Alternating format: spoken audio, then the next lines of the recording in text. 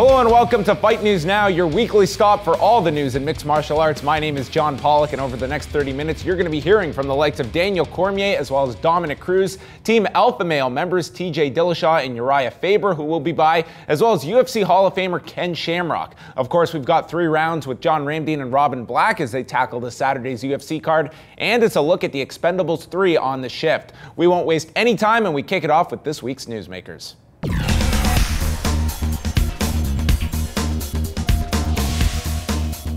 After a 3-week break, the UFC is back this Saturday to kick off 8 straight weekends of cards, and it begins in Bangor, Maine. The night's feature bout will see light heavyweights Ryan Bader and St Preux in action as both try to crack into the upper mix of the UFC's 205-pound weight class.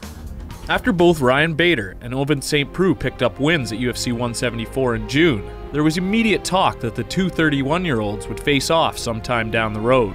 Fought on the same card tonight, both got wins, and he's looked impressive, so all respect to him, but why not?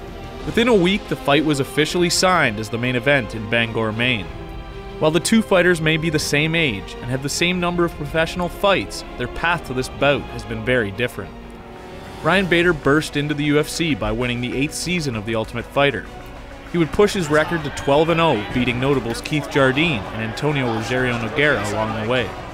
Since then, he has gone just 5-4, having been finished by 3 light heavyweight champions and Glover Teixeira. The losses to the elite at 205 pounds begs the question: should Bader have been given time to develop his stand-up game before facing the best in the division? I'm 31 years old, just turned 31, but I feel I'm in the best condition. I'm finally learning what I need to learn, learning from mistakes, being patient in there and composed, and so I feel like I'm just hitting my prime and hitting my stride. After going just 3-4 to start his career, St Preux broke onto the big stage fighting in the Strikeforce Challenger Series. With 8 straight wins, 5 of which came under the Strikeforce banner, St Preux got his first taste of world-class competition when he faced off against Gegard Mousasi. Despite the loss, OSP proved he could hang with the elite by pushing the Dreamcatcher to a decision. Since that loss, the Haitian-American has won 5 straight, 4 before the end of 15 minutes. This bout with Bader should be a good gauge of where the 31-year-old sits in the division's rankings. I'm just pretty much coming into my zone. I'm feeling more and more relaxed, which is good. I still would like to open up a little more. I feel like I can open up a little more. It's hard to open up sometimes when you got to stick to the game plan. Can Bader beat OSP and earn another crack at the top 5? Or will St Preux beat Darth and continue his climb up the light heavyweight ladder? It has escalated into the biggest grudge bout of the year, but fans are now going to have to wait for the showdown between Jon Jones and Daniel Cormier until next year after Jones suffered a leg injury. The UFC 178 main event has now been moved to January the 3rd of 2015. Recently, Daniel Cormier had a fan Q&A and discussed his future opponent in Jon Jones. There's no chance that this is not going to be a good fight. I've seen a lot of guys make individual mistakes against Jon Jones. They stay on the outside. You cannot beat him at range. He's too good at it. He's too diverse in his attacks, and he's too good once he gets comfortable. So there's no chance. If it can be an ugly fight with me just bull charging his ass for 5 rounds, and let it be a boring fight. But I'm not backing up. I'm not taking a step back. The referee's going to say fight, and that's exactly what I'm going to do. I'm going to get in his face, and I'm going to fight him. One man that is content not fighting for the gold is bantamweight Uriah Faber. The Team Alpha Male member has watched teammate TJ Dillashaw rise up at 135 pounds to become the division's champion, and despite many clamoring for a Dillashaw-Faber bout, the idea of fighting a teammate is not appealing to the California kid, and he tells Fight Network why. Yeah, I actually don't want to do that fight. I've talked about that before. I've been in this sport a long time. I was world champion for a long time as well, and I've had most of my career fights in title fights. So it's something that if it comes up and it's something that's really pushed on us, me and TJ will have to talk about it and figure out what the best plan of action is. You never say, nothing will happen. Anything can happen in this world, but it's not a fight I want, and I don't think he wants it either. TJ Dillashaw will make the first defense of his bantamweight gold on August the 30th at UFC 177 against former champion Renan Barão. A name that's also being bandied about for a future title shot is the man that never lost a title, and that is Dominic Cruz. The former champion will return after a 3-year layoff in September, and Dillashaw spoke with Fight Network about a possible fight down the road with Cruz. I would love that. He was the champion when I first started doing MMA, and and I've already beaten one champion. I'd like to beat another, you know, so I'd be the last standing champion in my weight class. So that's something I'm really looking forward to, and I definitely got the style to beat up on Cruz. Even if we have the same footwork, you know, I'm going to throw to finish him. You know, he's just going to pitter-patter. We will now hear from Dominic Cruz, whose comeback is almost complete as he will meet Takeo Mizugaki on September the 27th at UFC 178 after last competing in October of 2011 before a set of knee injuries sidelined him and stalled his career. Cruz explains to us what it is about his self-proclaimed style that sets him apart and will lead to him returning to the championship picture. I'm very passionate about what I do, so it kind of just happened naturally. It wasn't like, oh, I'm gonna do this thing and everybody's gonna do it. It was just kind of be me, and people, you know, if they see a route, they're gonna follow if it works. And the thing was, when I started fighting, everybody was saying how stupid and how wrong everything I did was. So I just kept doing me and kept doing what I was doing, and as I won championships, people said, well, maybe there's something to this. And then as I started getting on Fox, they started understanding that I wasn't just doing randomness. I knew what I was doing, and I had a strategy to everything. I think all those things together were able to help build a style that is new. The sport of mixed martial arts is brand new, and something I tell everybody that I work with is, you know, nothing is wrong and nothing is right because the sport's brand new. There's no basis to it. So anything you do can be yours.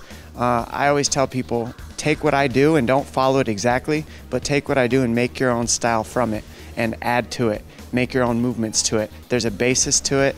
There's a primer to what I do, and then add your own touch to it. And that's what people have done. They've taken it, and I'm starting to watch the sport evolve with footwork, movement, angles, exactly the way it's supposed to be done, because there's takedowns, there's 4-ounce gloves, there's kicks, there's knees, there's elbows. There's no other sport in the world like it. So if you don't make your own adjustments, then you're not adapting and you're not evolving with the sport, and that's the only way to be in mixed martial arts.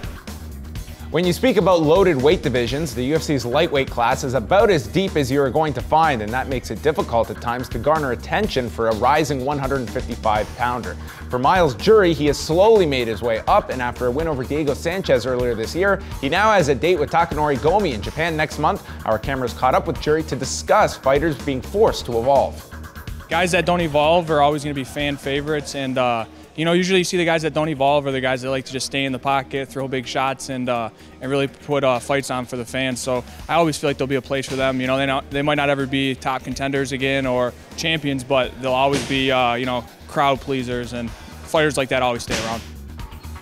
UFC 178 may have lost its main event, but there are still a number of intriguing fights, not the least of which is a featherweight showdown between Conor McGregor and Dustin Poirier. The two took a back seat to Jon Jones and Daniel Cormier's conflict, but they made sure to give fans plenty of reason to remember their fight is now one of the featured bouts on that card.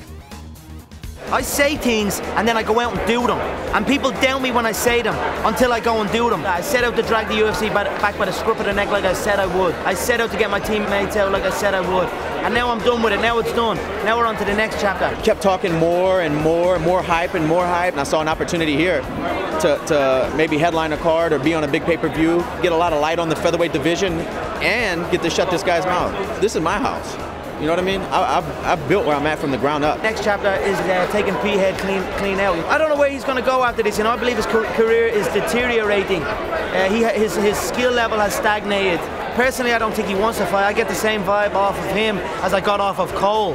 Talk the big game, talk like he wanted until I'm here. Then all of a sudden it's a different attitude. You know, to tell you the honest truth, I don't think a guy from Ireland gets to this level and gets this much hype about him by accident. He talks a little bit more with his mouth than with his hands, I think. But that being said, he's beat everybody he said he was going to beat, you know, but now he's got himself into a serious situation September 27th. We will see what happens. I just keep going, keep eliminating whatever. After years of bitter shots back and forth, UFC President Dana White and Hall of Famer Ken Shamrock recently buried the hatchet, and when Shamrock joined me on the MMA Report, we discussed possible ideas Shamrock would be interested in, including the idea of coaching Tough one more time and who he would like to coach against. Absolutely, and I would hope it would be Royce Gracie. I went against Royce one time with one of my teams that I had. We went overseas and we fought one of Royce's all Brazilian teams, and we beat him. It was 5 fights, and we beat him. We won 4 of those fights. So I think Royce gets what was to happen. I think Royce is definitely thirsty for wanting to get some revenge.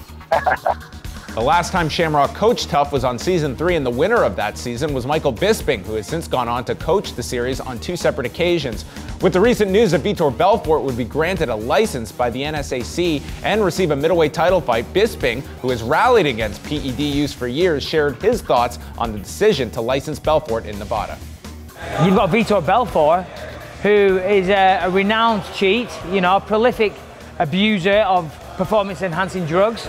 And he's been rewarded with a title fight in December. So if I was Chael Sonnen, I'd be pretty pissed off right now. The whole thing's laughable, but whatever. He's going to have to stay off the steroids now. If I was Vitor Belfort, he has to prove that he's whiter than white, okay? He should want to volunteer to do random drug tests throughout his training camp. He should want to prove that he's a clean fighter and that he's capable of being world champion without the need for TRT or whatever it is he may have been taking. So if I was Vitor Belfort, I would welcome the random drug testing. And if he does that and he proves to the world, that he can compete fairly, then good for him.